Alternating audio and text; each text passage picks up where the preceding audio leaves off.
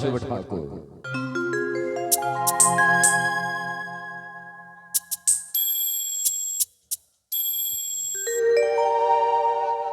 তোমার পূজারি আমি,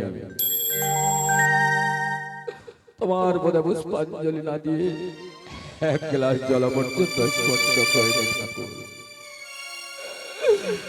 তাই আজ তোমার মন্দিরে আমার ভক্ত লক্ষ্মীধরকে নিয়ে এসেছি। হয়ে ঠাকুর, তুমি আমার ভক্ত লক্ষ্মীধরের, তুমি আমার লক্ষ্মীধরকে ফিরিয়ে দাও আমার বুকে। হয়ে ঠাকুর, আর কতদিন আমি তোমার মন্দিরে কাঁদবো ঠাকুর? তুমি আমার লক্ষ্যের জীবন ভিক্ষা দাও, তুমি লক্ষ্যের জীবন ভিক্ষা দাও। এইভাবে আর কতদিন এই শিব মন্দিরে কাঁদবেন? দেখতে দেখতে তো কিছুদিন কেটেই গেল। এদিকে বাবা লখাইকে শিব মন্দিরে রেখে গিয়েছিলাম আমি রজা ধনন্তরীর সন্ধানে, কিন্তু যতক্ষণে আমি ধনন্তরীর কাছে গিয়ে পৌঁছালাম ততক্ষণে যে সবেই সর্বনাশ হয়ে গেছে সদাগর মশাই। এমন কি সর্বনাশ হয়ে গেছিলেন? ওই ধনন্তরী হয়তো গিয়েছিল বাবা লখাইকে প্রাণ ফিরিয়ে দেবে বলে বাঁচানোর এই জন্যে গন্ধমাদব পর্বতে। সেই গন্ধমাদব থেকে গাছ গাছড়ার কিছু ওষুধপত্র এনে লখাইকে বাঁচাবে বলে, কিন্তু আসার পথে এক বটবৃক্ষের নিচে ওই ধনন্তরী বিশ্রাম করেছিল, কিন্তু সেই সুযোগে ওই নিষ্ঠুর পদ্মা নাগিনী ওই ধনন্তরীর মস্তকে কামড় দিয়ে যে তাকে মৃত্যু করে ফেলেছে। সেই ধনন্তরী আরে বেঁচে নেই, বেঁচে নেই।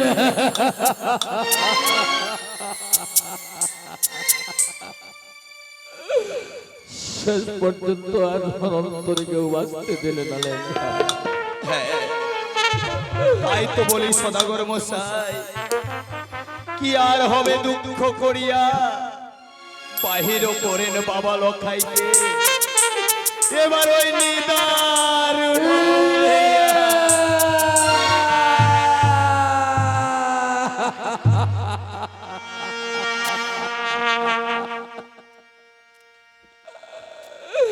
তুমি বলতে পারলে লেখা, তুমি বলতে পারলে। সদাগর মশাই, এছাড়া যে আর কোনো উপায় নেই। এবার বাবা লখাইয়ের সৎ কাজের ব্যবস্থা আমরা ছাড়া আর কে করবে বলুন? সত্যি বলেছো লেখা, সত্যি বলেছো। তুমি আর আমি ছাড়া আমাদের আর চোখ পকট করে কেউ নেই। তাই তো বলি সদাগর মশাই, চলুন না ওই কাষ্ঠ বাগানে যাই, সেখানে কাষ্ঠ কেটে নিয়ে যাব অভিশপ্ত ওই গম্ভুরার ঘাটে। সেখানে সুন্দর করে একখানা চিতা সাজিয়ে বাবা লখাইকে শুইয়ে দিয়ে আমরা অগ্নি দাহন করে দেব। ঠিক আছে, ওই তো আমার বাগান। চলো ওই বাগানে গিয়ে নানা রকম কাষ্ঠ কেটে আমরা নিয়ে যাবো ওই গম্ভুরার ঘাটে। সুন্দর করে চিতা সাজিয়ে ওই চিতার উপর শুয়ে দিয়ে ওই আমি করবো আমার পুত্রের অগ্নি দাহন। তাহলে বলুন এই বাগানের কি কি কাষ্ঠ আমাকে কাটতে হবে? আমি এক এক করে সেই সব কাষ্ঠ কাটি সদাগর মশাই। আমি যা যা কাষ্ঠ কাটতে বলবো তুমি তাই কাষ্ঠ বলবেন সদাগর মশাই। ও কিলেঙ্গা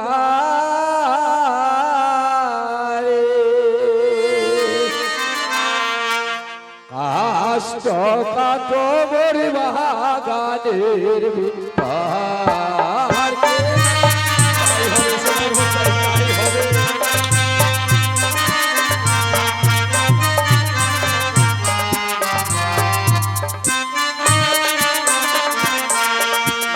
আর আম কাটো বাপ কাটো যা কাষ্ঠ কাটো হইছে বলবে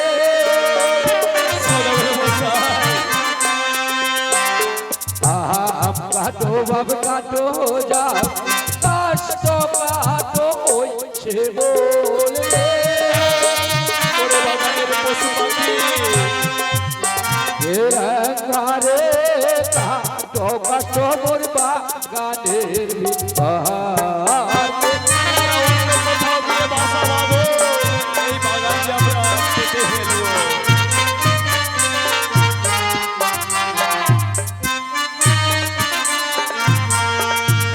আর নিম কাটো বাপিয়ার সেগুন কাষ্ট কাটো ওই বাবুল রে কি হবে এই বাগানে রেখে? আর নিম কাটো বাপিয়ার সেগুন কাষ্ট কাটো ওই বাবুল রে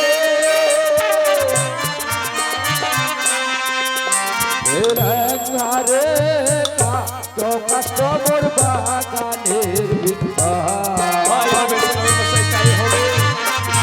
কে খাবে এই বাগানের ফল? কেউ তো খাওয়ার জন্য রইল না।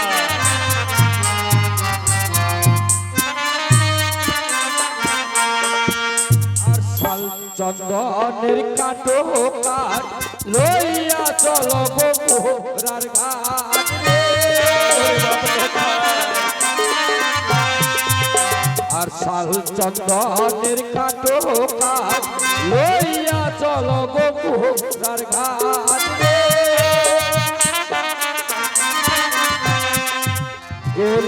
ঘরে লয়ে চলো যে দারুণ তোকে যে আমি কোলে পিঠে মানুষ করলাম, আজকে তোকে কাঁধে করে নিয়ে যেতে হবে। আর গম্বুরার ঘাটে সাজাও চিতা গঙ্গার জলের মারতি যারে আর গম্বুরার ঘাটে সাজাও চিতা গঙ্গার জলের মারতি যারে ওরে বাবা, লক্ষ্মী গো, কি অপবিত্র হয়ে গেলি না? কে হায় রে পরিবে বাপে বলবো ওরে বলবো হইলা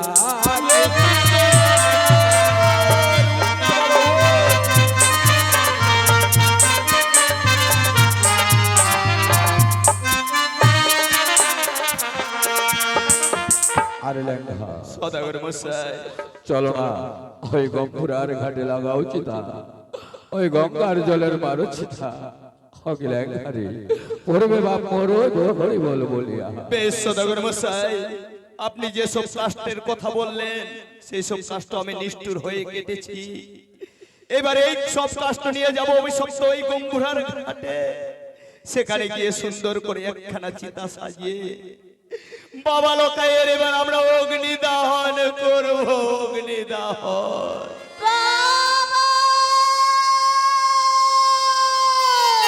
একই ল্যাংড়া আর গলা শোনা যায়, বৌমার কণ্ঠস্বর শোনা যায় ওগো বাবা, হগো বৌমা বাবা, ওগো বাবা, বলো বৌমা বলো ওগো বাবা, তুমি এই বাগানে কেন এসেছো বৌমা বলো না গো বাবা, তোমরা এই কাষ্ঠ বাগানে নানা রকমের কাষ্ঠ কেটে তোমরা কি করবে গো বাবা? কি বলছো বৌমা জানো না বৌমা জানো না তোমার স্বামী মারা গেছে আমার মতো লক্ষ্মীন্দর মারা গেছে তাই নানা রকম কষ্ট কেটে আমরা নিয়ে যাবো এই গম্ভীরার ঘাটে সুন্দর করেছি তা সাজিয়ে আমি করব আমার পুত্রের ওই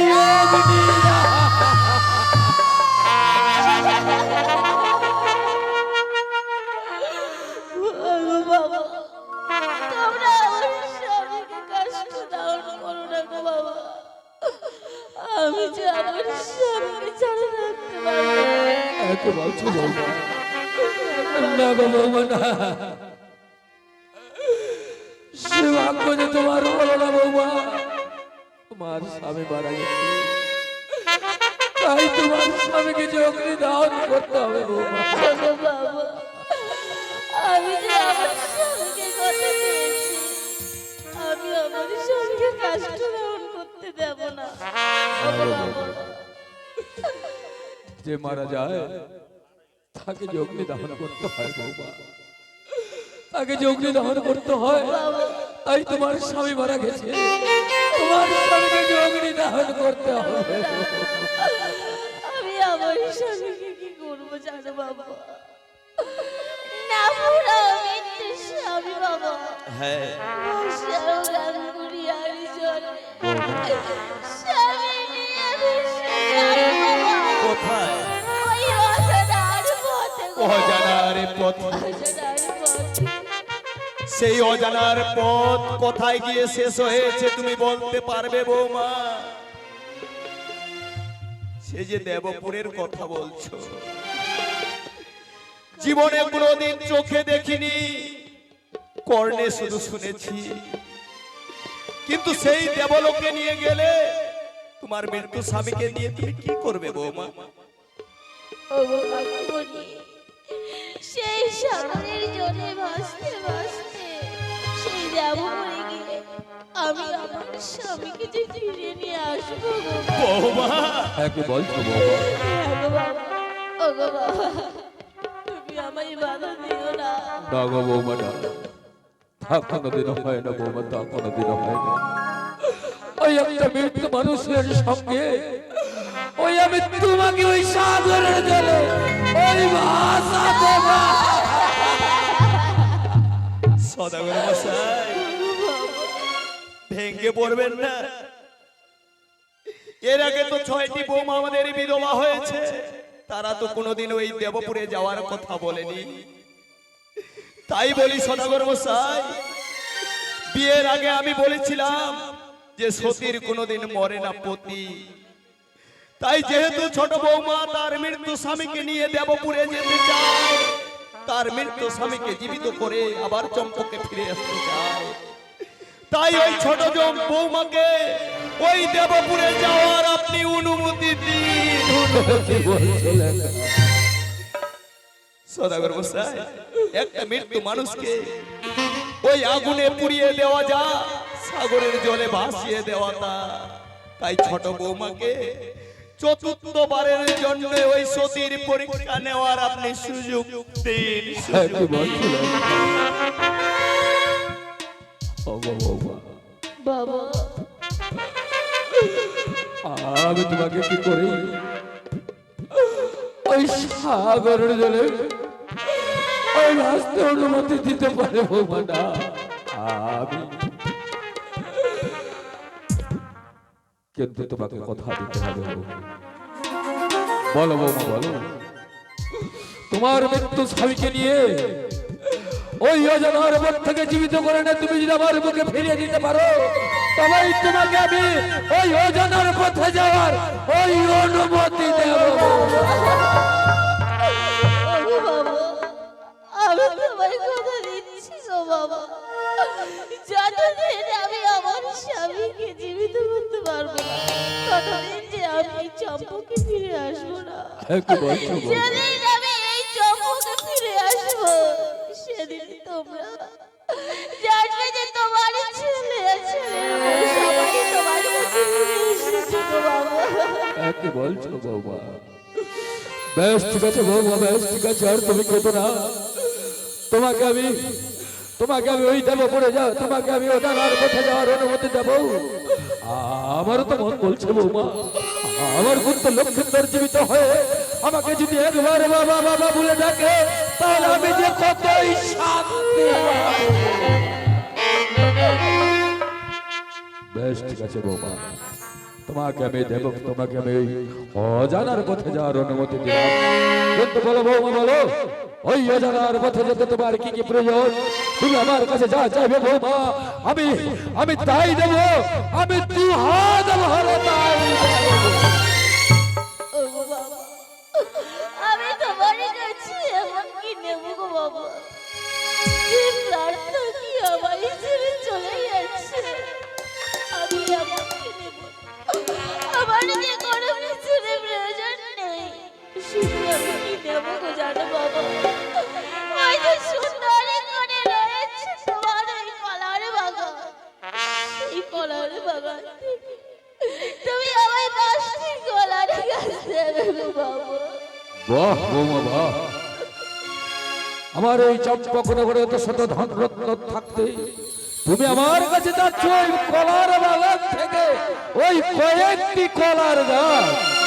বাহ বৌমা বাহ, তাতেই যদি তুমি সন্তুষ্ট হও তাহলে তুমি আমার কাছে যা চাইবে আমি হাসের তাই দেবো। আরে আমার বৌমা কি বলছে, আমার বৌমার যা যা কিছু প্রয়োজন তুমি 2 হাত ভরে দেবে। ওগো বৌমা, তবে ওই কলা গাছ দিয়ে তুমি ভেলা নির্মাণ করবে তাই না? হ্যাঁ গো কাকুমণি। তাহলে যে একজন মালাকারকে প্রয়োজন, তবে ওই মালাকারকে দিয়ে কি সব কার্য করতে হবে তুমি এক এক করে সব কথা আমাকে বলো, আমি মালাকারকে দিয়ে তোমার ভেলা নির্মাণ করে দেব। বেশ কাকুমণি, আমি তোমায় এক এক করে বলছি। বলো বৌমা বলো।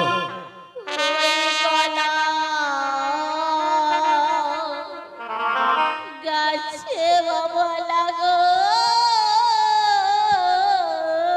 গেছি।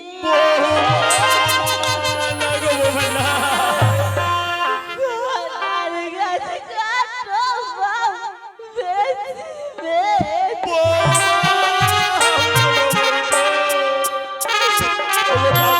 আমি যে আর পারি না, কাকে সামলাই?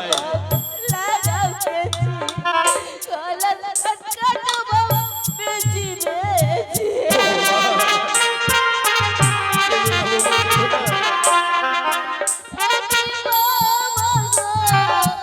কাটো কলার গাছ বাগানের ভিতর। কি হলো এই কলা বাগানে রেখে? কেউ তো রইলো না কলা খাওয়ার জন্য।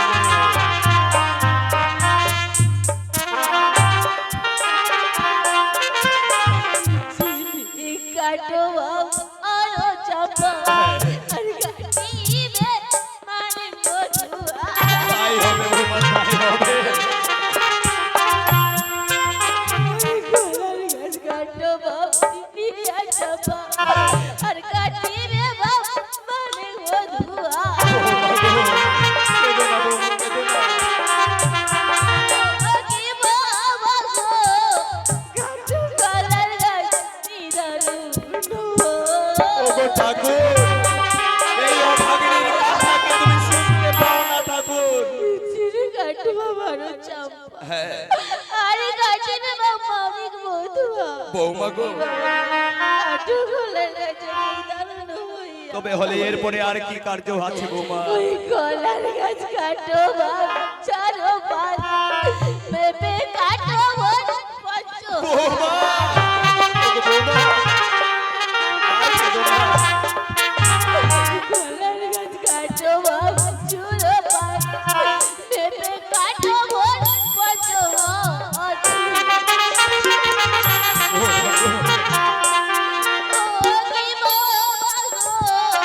কাটো কলার গাছ নিদারুণ হইয়া। তোমার এই কান্না কেউ শুনতে পায় না, শুনতে পায় না বৌমা। কলার গাছ চুরো পাঁচ পেঁপে কাটো বন পাঁচ হাত। বৌমা, বাবা গো, কাটো কলার গাছে নিদারুণ হইয়া। তবে এরপরে আর কি কার্য আছে বৌমা? এবার যে তোমার চিত্র অঙ্কন করতে হবে। এমন কি চিত্র দিতে হবে ওই ভেলার উপরে? ওই রাম ওই বাবা আরো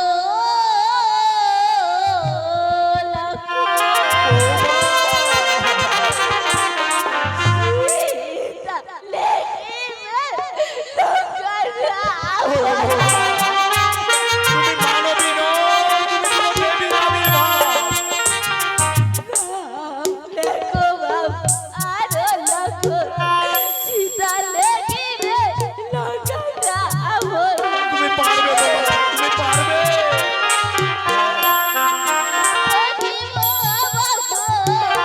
লেখো চিত্র মঞ্জুষের উপর। তোমার সত্যতা আমি ওই মালাকে দিয়ে করিয়ে নেব বৌমা, করিয়ে নেব। রাম লেখো বাবা আরো লেখো হ্যাঁ সীতা লেখিবে লঙ্কারাম। বৌমা গো, কি বাবা লেখো চিত্র ওই মঞ্জুষের উপর। তবে হলে এরপরে আর কি চিত্র দিতে হবে বৌমা? ওই হস্তি লেখো বাবা আরো ঘোরা বসাবি গেলে কি হবো। ওরে বাবা লোকাই, তোকে আজকে মৃত্যু লিখতে হবে বা।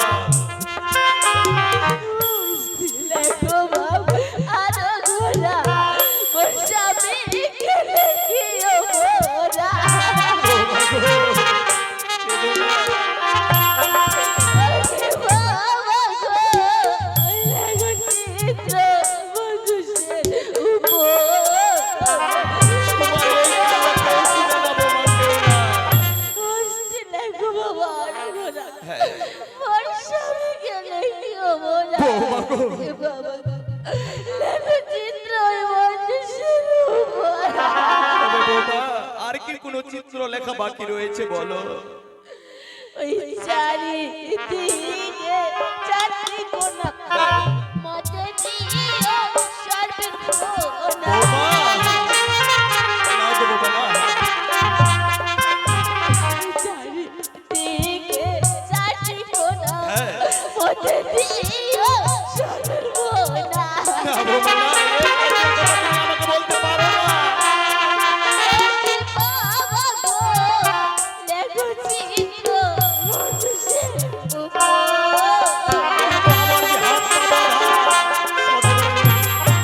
চারিদিকে চারটি কোণা, হ্যাঁ মধ্যে দিও বাবা সর্বের কোণা। বৌমা গো বাবা গো, লেখো চিত্র ওই মঞ্জুষের উপর গো বাবা। বেশ বৌমা বেশ। তোমার শ্বশুর বাবাকে আমি কথা দিয়েছি তোমার সব কার্য করে দিতে হবে ওই মালাকারকে দিয়ে। ওগো সদাগর মশাই একটিবার আসুন, চেয়ে দেখুন আপনার বৌমার ভেলা কি সুন্দর নির্মাণ হয়েছে দেখুন। একই লেখা ওই আমি ভেলার উপরে কি দেখতে পাচ্ছি? ওই ভেলার উপরে দেখতে পাচ্ছি আমি সর্পের ফোড়া। আরে লেখা এই ভেলা তুমি ভেঙে না সদাগর মশাই না। এই বেলা তুমি ভেঙে দিও না গো বাবা। একই বৌমা, ও গো বাবা, সর্পই আমার বংশকে ধ্বংস করেছে। আমি ভেলার উপরে দেখতে পাচ্ছি সর্পের ফোড়া। না বৌমা না, এই ভেলা ভেঙে দাও বৌ। এই ভেলা ভেঙে দাও। ও গো বাবা, তোমারই দুটি পায়ে ধরে বলি, তুমি এই বেলা ভেঙো না।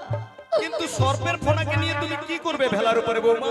ও গো কাকুমণি, সেই সর্বের ফোনা আমি কেন দিয়েছি জানো? কেন? আমি যে ভাসতে ভাসতে আমার স্বামীকে নিয়ে যাব ওই সাগরের জলে। হ্যাঁ সারা দুনিয়ার লোক আমায় যে দেখবে, কিন্তু তাদেরকে আমি সেভাবে তো জবাব দিতে পারবো না। তাই তো সেই সর্পের ফোনাকে যে আমি প্রতীক হিসেবে নিয়ে যাবো। মানে তোমার পতিকে যে সর্পে মৃত্যু করেছে তার জন্য তুমি সর্পকে প্রতীক হিসাবে নিয়ে যাবে ভেলার উপরে। কাকুমণি, সেই প্রতীকের চিহ্ন দেখে সারা জগতের লোক বুঝবে যে আমার স্বামী সর্পঘাতে মৃত্যু হয়েছে। কিন্তু বৌমা তুমি যে সাগরের জলে ভাসতে ভাসতে যাবে, কিন্তু তুমি কি বলতে পারো একটা হিন্দু মানুষের কোন নারীর যদি স্বামীর মৃত্যু হয় তাহলে তাকে কি বলা হয় বলতে পারো বৌমা? কাকুমণি, হ্যাঁ বৌমা হ্যাঁ, সে যে বিধবা হয়ে যায়। সে যে বিধবা হয়ে যায়। কিন্তু সেরকম তো তোমারও স্বামীর মৃত্যু হয়েছে। এখন তাহলে তোমাকে মানুষ কি বলবে বলো? সত্যি বলেছে বৌমা, সত্যি বলেছে। তোমার স্বামী মারা গেছে, তাই তুমি সাগরের জলে ভাসতে ভাসতে কথা বলো না। ওই অজানার পথে যাবে। তোমার শরীরে যে অষ্ট অলঙ্কার আছে, এই অষ্ট অলঙ্কার যে খুলে রাখতে হবে বৌমা। ও বাবা, তোমরা আমার এই অষ্ট অলংকার খুলে দিও না গো বাবা। কিন্তু এই কথা আজকে যদি আমরা মেনে নিই, কিন্তু নিষ্ঠুর ওই হিন্দু সমাজ যে মেনে নেবে না বৌমা, নেবে না। তাই তো বলিস বৌমা, যাও তোমার এই অষ্ট অলঙ্কার, বেনারসি শাড়ি, হস্তের ওই শাখা তুমি খুলে রেখো, ওই শিব মন্দিরে যাও বাবা যাও। বেশ, আজ যখন আমায় তোমরা বলছো, আমি তো তোমাদের কথা অমান্য করতে পারবো না। তোমাদের কথাই হবে গো বাবা। যাও বেশ, ঠিক আছে বৌমা যাও। এক এক করে অষ্ট অলঙ্কার খুলে এসো ওই শিব মন্দিরে। আর আমি আমার বুদ্ধ লক্ষ্মণদেরকে নিয়ে যাচ্ছি ওই গঙ্গুরার ঘাটে।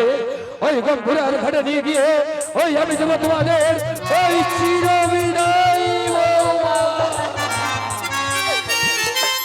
ও গো বাবা,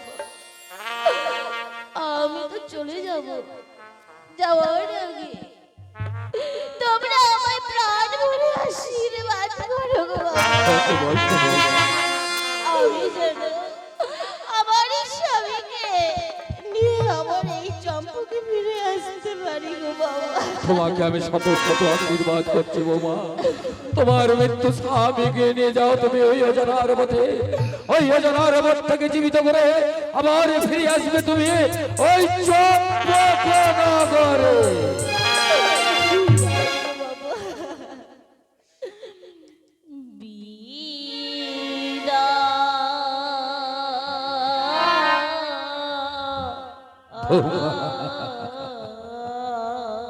বৌমা হাসি মুখে বাবা দাও আমায় বিদায়। বৌমা, তোমাকে আমি শত শত আশীর্বাদ করছি বৌমা।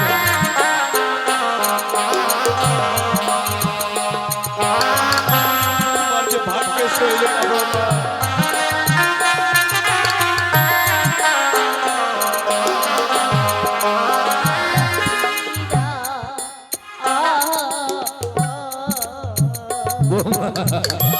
হাসি মুখে বাবা দাও আমায় বিদায়।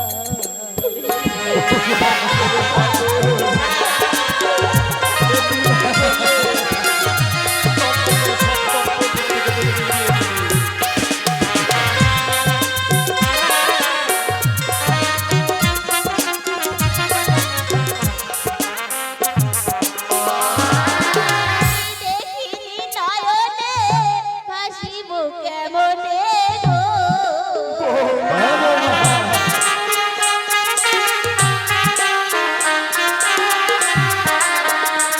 আমি দেখিনি নয়নে ভাসিব কেমনে গো।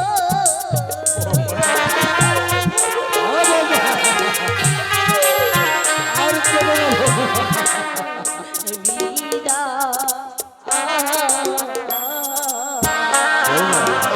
হাসি মুখে বাবা দাও আমায় বিদায়। বৌমা,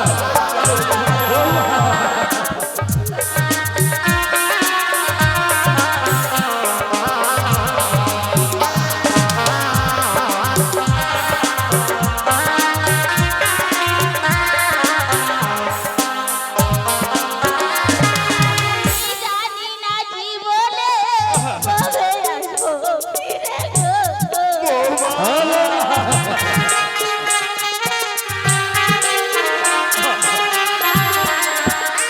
আমি জানি না জীবনে কবে আসবো ফিরে গো। তুমি যেও না বৌমা, তুমি যেও না।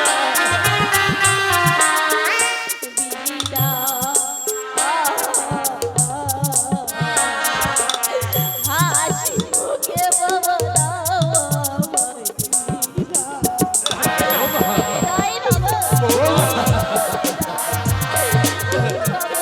বাবা যাও বৌমা, যাও।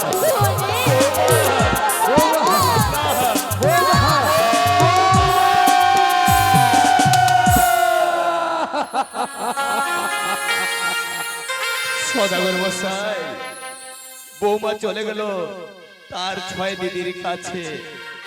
তার 6 দিদিরা তাকে তাদের সাজে সাজিয়ে দেবে, তারপরে সে ভেলার উপরে গিয়ে বসবে। এবার চলুন না বাবা লক্ষাইকে আমরা ওই গম্বুরার ঘাটে পৌঁছে দিয়ে আসিব। সদাগর মশাই চলো। বেশ ঠিক আছে দেখা, চলো চলো আমি আমার পুত্র লক্ষণধরকে নিয়ে যাবো ওই গঙ্গুরার ঘাটে। ওরে পুত্র লক্ষণধর, ওরে পুত্র লক্ষণধর,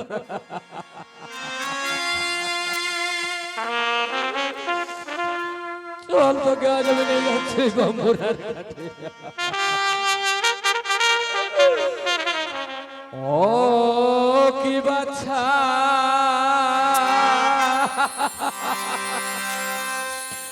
ওই মোরে বাহির কর রে, ও বাবরে নিদারুণ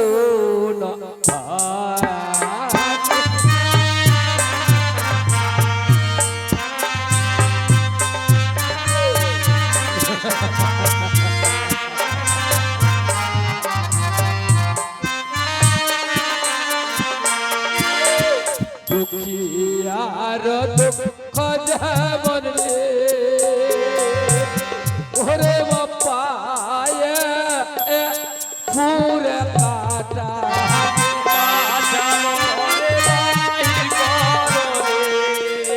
আর তার চাই অধিক দুঃখ রে ওরে বাপরে গাভুর বেটা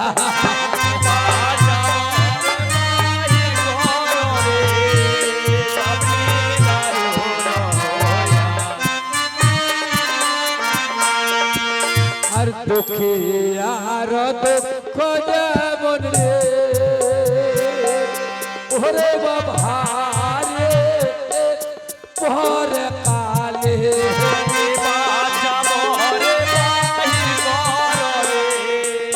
আর তার চাই অধিক দুঃখ রে